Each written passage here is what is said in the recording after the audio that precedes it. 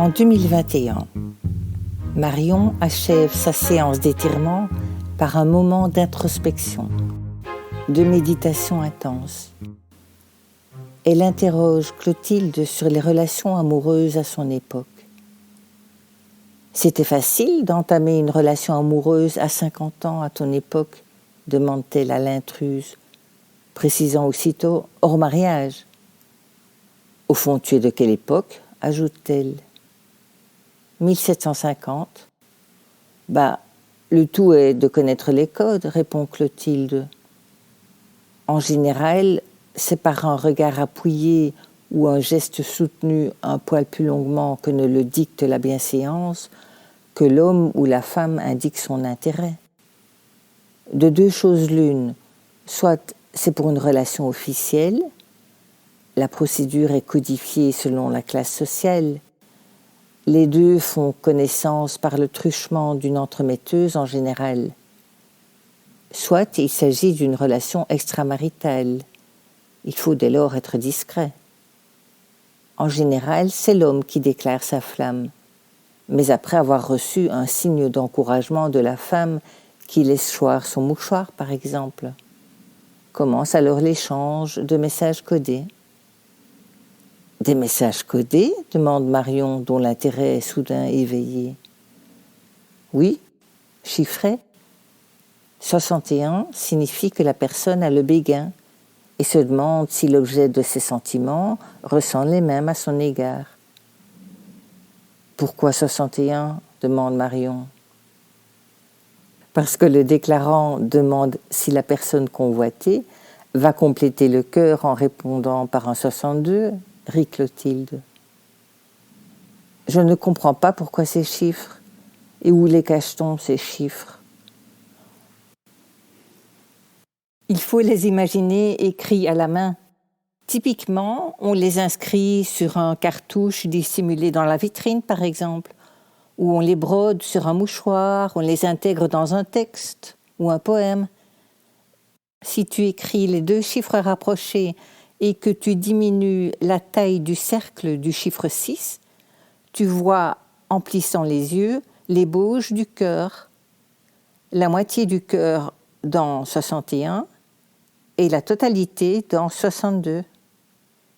Si tu tiens compte du fait qu'en matière de relations amoureuses, 1 plus 1 ne font pas 2 mais 3 entités, la première personne, la seconde et le couple. Tu comprends pleinement la signification du symbole. Une partie du cœur est formée par l'un des membres du couple, l'autre partie par le second, et le petit cercle du 6 représente la bulle créée par les deux. C'est génial! Un 63 annonce l'arrivée potentielle d'une autre bulle, à savoir le désir de trouver une autre relation.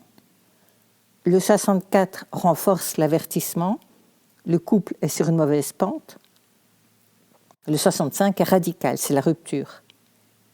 Et le 66 annonce que la personne est prête à former un nouveau cœur. Le 6 de droite tourne le dos à la première accroche et est prêt à former un nouveau symbole avec un autre 2. Waouh, vous étiez inventif. Et au moins, à ton époque, on prenait le temps d'apprendre à se connaître, j'imagine. Aujourd'hui, l'Internet facilite les rencontres. Le virtuel incite à précipiter les choses. Et l'on se retrouve dans une relation pas forcément avec la bonne personne, dit Marion, désappointée, repensant à Patrice, son ex avec qui la relation n'a duré qu'1 mois. Et oui, d'où l'intérêt pour le libertinage. En général, je béguine pour les hommes bien bâtis. J'ai un faible pour les hommes qui donnent du jarret. Qui donnent du jarret ? Répète Marion, une interrogation dans la voix. Les hommes au jarret d'acier, qui ont de la résistance, musclés, vifs et vigoureux, du genre à faire bonne besogne. Ok, c'est cela même. Dis, je te dispense de me fournir les détails, rit Marion, qui du coup a l'image en tête. Pourquoi crois-tu que les béguinages prospèrent autant ? Reprend Clotilde. Les béguines sont mystiques, certes, mais elles ont gagné aussi une liberté autrement inconcevable. Au Moyen-Âge, la femme passait du père au mari. Les autres entraient au couvent. Grâce au béguinage, elles sont devenues des milliers à vivre, étudier, travailler ou aimer comme bon leur semble, refusant le mariage comme le cloître. Féministes, subversives, hérétiques, on leur a collé bien des étiquettes, alors qu'elles sont surtout libres et mystiques, en quête d'une aventure spirituelle. Qu'en sais-tu ? Demande Marion abruptement à cette voix qui s'entête à s'immiscer dans ses réflexions. Parce que j'en suis une, pardi, lui répond vertement Clotilde. J'ai une béguine dans la tête, pense Marion ahurie. Voilà autre chose. Marion se relève, roule son tapis de yoga, allume la bouilloire électrique et cherche son téléphone portable. Dès le thé infusé, elle appelle son père. Comme il est historien, elle est curieuse d'apprendre l'étendue de ses connaissances sur les béguines, les béguinages et le libertinage. Elle commence par prendre de ses nouvelles. « Je vais très bien, je te remercie. Et vous, comment allez-vous ?»« Bien aussi, merci. Je t'appelle parce qu'Hélène doit remettre son travail de fin d'études à la fin du mois. Un travail d'histoire. » « Sur quel sujet ?»« Les béguines. »« Ah oui, chouette. »« Oui, c'est passionnant. Ce qui m'intéresse personnellement, c'est d'essayer de déterminer si elles étaient seulement libertaires ou libertines. »« Oh, c'est un sujet tabou. Ce que je peux te dire, c'est que j'ai connu moi-même plus d'une religieuse qui a quitté les ordres pour se marier. » Un livre édité en 1930 relate d'ailleurs la vie d'une de ces religieuses de mon village natal. La communauté était scandalisée. C'est fou, alors que c'est juste dans la nature humaine. Oh oui. Et j'ai d'autres souvenirs. Dans le village, un pensionnat était tenu par une communauté d'une trentaine de religieuses. Plus loin, dans la même rue, il y avait aussi une école qui accueillait les enfants du village, également tenue par les sœurs de ce couvent. Eh bien, j'ai vu plus d'une fois la religieuse responsable des enfants de maternelle revenir au couvent après les cours, en début de soirée, main dans la main avec le directeur, qui était un prêtre retraité. Et dès qu'ils arrivaient à hauteur des maisons, ils se lâchaient les mains. Ça ne m'étonne pas. Une belle hypocrisie, cette histoire de célibat dans certaines religions. On parle surtout des béguines, mais les bogards et les alexiens, qu'on appelait d'ailleurs aussi bégards ou lollards à l'origine, avaient la même vision. Leur couvent portait le nom de Vallée de Marie. Ils avaient une chapelle et une église qu'ils ont construite en organisant des loteries. Ils étaient voisins et il subsiste encore leurs rues respectives à Bruxelles. Leur couvent était séparé par la rue du Poinçon. Ah oui, juste. Et les frères de la pénitence de Jésus-Christ, qu'on appelait Sakit, frères au sac, ja de Sokkebrüderen, ou frères aux chaussons, dont l'ordre était aussi semi-ecclésiastique, semi-laïque. Ils étaient tous fort peu soumis aux autorités ecclésiastiques. Ils vivaient sans règles approuvées, n'étaient régis par aucun lien d'obéissance envers les supérieurs ecclésiastiques, et par-dessus le marché, ils se permettaient de discuter de la Sainte Trinité, ajoute-t-il, éclatant de rire. Puis, redevenant sérieux, il commente. Si leurs communautés n'ont pas été dissolues, c'est parce que leur popularité était trop grande. Bon, au XVe siècle, le magistrat a quand même donné les biens des Sakites au couvent de Chartreux qu'il venait de fonder. Il place alors 3 des 7 derniers frères à l'hôpital Saint-Jean et 3 au béguinage et dans d'autres établissements de charité. Le 7e, un chirurgien, a reçu une pension viagère. C'est vrai ? Ah oui, c'étaient des hommes qui répandaient le bien, d'où leur considération. Les Alexiens, par exemple, se dévouaient particulièrement aux soins des aliénés. « Oh non !» réagit Marion. « Si. Ils soignaient les malades et les pestiféraient, accompagnaient les convois funèbres et prenaient en pension les fous et les jeunes gens déréglés. Leur congrégation, appelée les Frères de l'Ermitage, Fratres de Sella, humbles et dévotes, ne possédait pas de biens, mais vivait honnêtement du fruit du travail de ses membres, qui portaient en terre les corps des morts et se montraient zélés, surtout en temps de peste. Puis au XVe siècle, ils quittèrent le tiers-ordre de saint François pour prendre la règle de saint Augustin. Du coup, ils ont obtenu l'autorisation de bâtir un oratoire muni de cloches et d'y enterrer les morts. L'édifice qu'ils ont élevé était éclairé par la rue des Alexiens par 6 fenêtres en ogive. La chapelle était petite mais assez belle et ornée de bons tableaux. Et si je me souviens bien, à la fin du XVIIIe siècle, juste avant d'être supprimé définitivement, leur couvent a servi de prison d'État pendant 2 ans, puis de maison de détention et de correction, dit Marion. C'est exact. Et vers 1800, on y a réuni les 4 hospices de vieillards existants à Bruxelles, soit une 50aine de pensionnaires, auxquels on a adjoint les infirmes de Saint-Pierre et les incurables. Le dortoir et le réfectoire étaient communs à tous, excepté aux malades hideux. Et tu savais qu'ensuite ils ont pris une décision complètement surréaliste ? Dit sa fille. Comment ça ? Vu l'état déplorable des lieux, ils ont décidé de réunir cet hospice à celui de l'infirmerie au Béguinage, de rénover les locaux, sous la direction de l'architecte Partous, puis d'y placer les vieilles femmes, qui, elles, se trouvaient au Béguinage. Pourquoi dis-tu surréaliste ? Je ne sais pas, mais pourquoi ne pas laisser les femmes au Béguinage et les hommes chez les Alexiens ? Tu imagines les déménagements ? Ah oui, c'est vrai. Je ne sais pas quelle est la raison qui se cache derrière ce compromis à la belge. Ils se taisent une fraction de seconde, plongés chacun dans leurs réflexions. Puis Marion revient au sujet qui lui est devenu cher depuis ses recherches pour aider sa fille à rédiger son travail d'histoire. Et savais-tu que les Bogarts, comme les Béguines, ont largement contribué à l'industrie drapière ? Oh oui, la blanchisserie Le Grand Châssis était contiguë à leur couvent.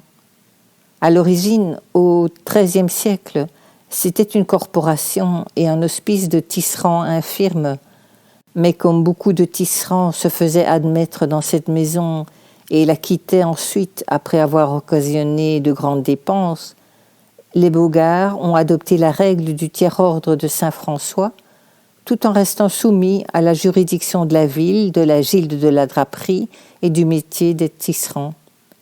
Et une fois de plus, au commencement du XVe siècle, en raison de la conduite déréglée de ces religieux et les dissentiments dans leur couvent, on leur a ôté l'administration de leurs biens, que l'on a confié à 2 notables à qui ils doivent rendre leur compte tous les ans. Mais ils continuent néanmoins à participer à l'industrie drapière. Ah oui ? C'était eux qui débitaient et réparaient les kammen, les outils.